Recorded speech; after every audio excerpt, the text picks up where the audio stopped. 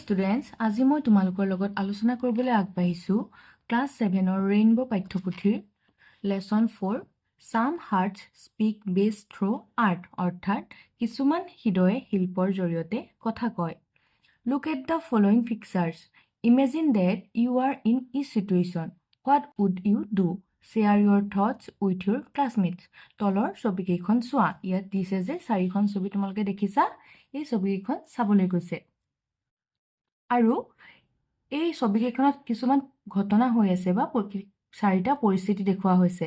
সেই পৰিস্থিতিকেইটাত তোমালোক থাকিলে কি কৰিবা আৰু সেই কথাখিনি তোমাৰ লগৰীয়াৰ লগত আলোচনা কৰিবলৈ দিছে। ইয়াত দেখিছানে প্ৰথম ছবিখনত দেখাইছে যে এজন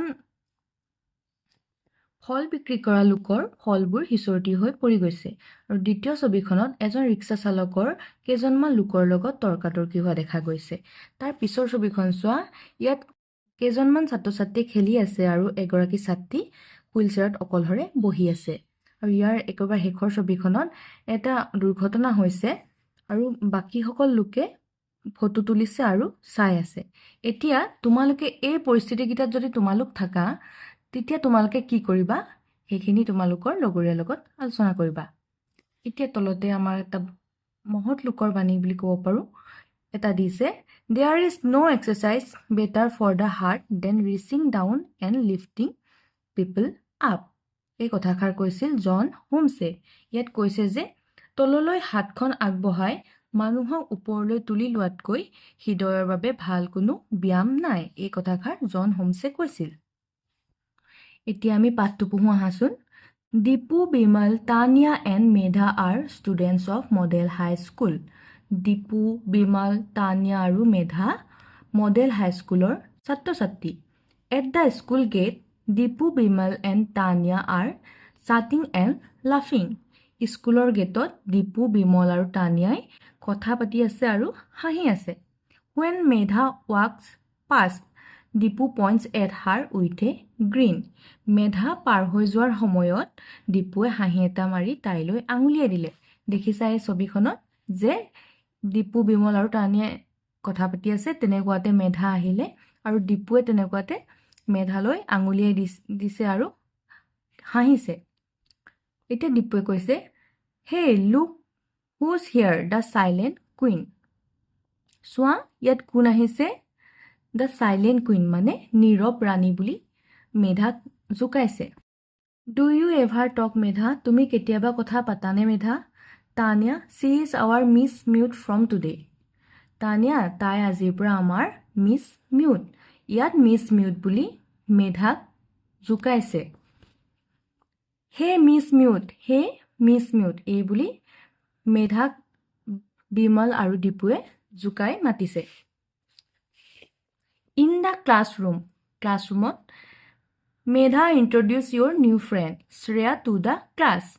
ক্লাছৰুমত শিক্ষকে মেধাক কৈছে যে তোমাৰ নতুন বন্ধু শ্ৰেয়াক ক্লাছৰুমৰ লগত ক্লাছৰ বন্ধু বান্ধৱীসকলৰ লগত চিনাকি কৰি দিয়া।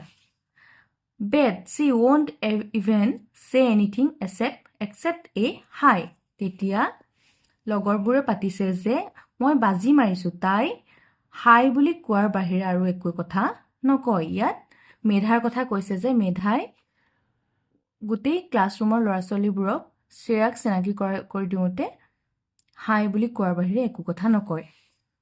মেধা ট্ৰাইজ টু স্মাইল নাৰ্ভাছলি বাট ছেইজ নাথিং। মেধা হাঁহিবলৈ চেষ্টা কৰিছে, তাই অলপ নাৰ্ভাছ হৈছে কিন্তু তাই একো নকলে। ডিউৰিং ৰিচেছ জিৰণিৰ সময়ত Medha is sitting alone while others are playing. Tanya walks over. মেধাই অকলশৰে বহি আছিল যেতিয়া আন ল'ৰা ছোৱালীবোৰে খেলি আছিল। তেতিয়া তানিয়াই মেধাৰ ওচৰলৈ আহিলে। Hi, it seems you like sketching. That's a nice one. Hi, মই দেখা পাইছোঁ যে তুমি ছবি আঁকি ভাল পোৱা। এইটো বৰ ভাল কথা। Thanks, I am trying to draw a pelican. I read about it yesterday. তেতিয়া মেধাই কৈছে যে ধন্যবাদ, মই এটা পেলিকান আঁকিবলৈ চেষ্টা কৰিছোঁ। মই এইটোৰ বিষয়ে কালি পঢ়িছিলোঁ। They started chatting softly. তেওঁলোক দুয়োৱে কথা পাতিবলৈ ধৰিলে। Dipu walks towards Medha again, ready to tease. Dipuৱে জোকাবলৈ সাজু হৈ আকৌ মেধাৰ ফালে আগবাঢ়ি আহিল। Still sitting alone, এতিয়াও অকলে বহি আছা? She is not alone. She is drawing a beautiful pelican. It's really good. You should take a look. এয়া কথাষাৰ কৈছে তানিয়াই। তাই কৈছে যে তাই অকলশৰীয়া নহয়। তাই এটা ধুনীয়া পেলিকেন আঁকি আছে। সঁচাকৈ বহুত ধুনীয়া। তুমি এবাৰ চোৱা। এনেকে তানিয়াই দীপুক কৈছে যে মেধাই বৰ ধুনীয়া পেলিকেন এটা আঁকি আছে। পেলিকেন হৈছে এবিধ জলচৰ চৰাই প্ৰজাতি আৰু ইয়াক অসমীয়াত ঢেৰা বা ভেলা বুলি জনা যায়। আহাচোন পিছৰখিনি পঢ়ো। A few days later at the morning assembly. অলপ দিনৰ পাছত প্ৰাতঃসভাত। This week is kindness week. Let's learn to help, not hurt. এই সপ্তাহটো হৈছে দয়া সপ্তাহ। Let's learn to help মানে আহা আমি সকলোকে সহায় কৰিবলৈ শিকো, not hurt মানে আঘাত দিবলৈ নহয়। If someone is left out, talk to them. That's kindness. Let's learn how to support our classmates. যদি কাৰোবাক আঁতৰাই ৰখা হয় বা যদি কোনোবা আঁতৰি থাকে তেওঁলোকৰ সৈতে কথা পাতা। That's kindness মানে হেয়াই হৈছে দয়া বা সততা। Let's learn how to support our classmates. আহাচোন জানো আমি আমাৰ সহপাঠীসকলক কেনেকৈ সহযোগিতা কৰিব পাৰোঁ। ইয়াত দেখিছা ছবিখনত তোমালোকে মৰ্ণিং এছেম্বলি হৈ আছে আৰু ইয়াত শিক্ষকসকলে বুজাইছে যে আমি কেনেকৈ আনক সহায় কৰিব পাৰোঁ, সহযোগিতা কৰিব পাৰোঁ, কেনেকৈ ইজনে সিজনৰ লগত মিলি থাকিব পাৰোঁ। মেধা stands quietly beside Tanya, listening to her teacher and thought. মেধা তানিয়াৰ কাষত নীৰৱে থিয় হৈ তাই শিক্ষকৰ কথা শুনি ভাবিছে। Tanya stood for me. She listened. Because of her, I felt seen. That changed everything.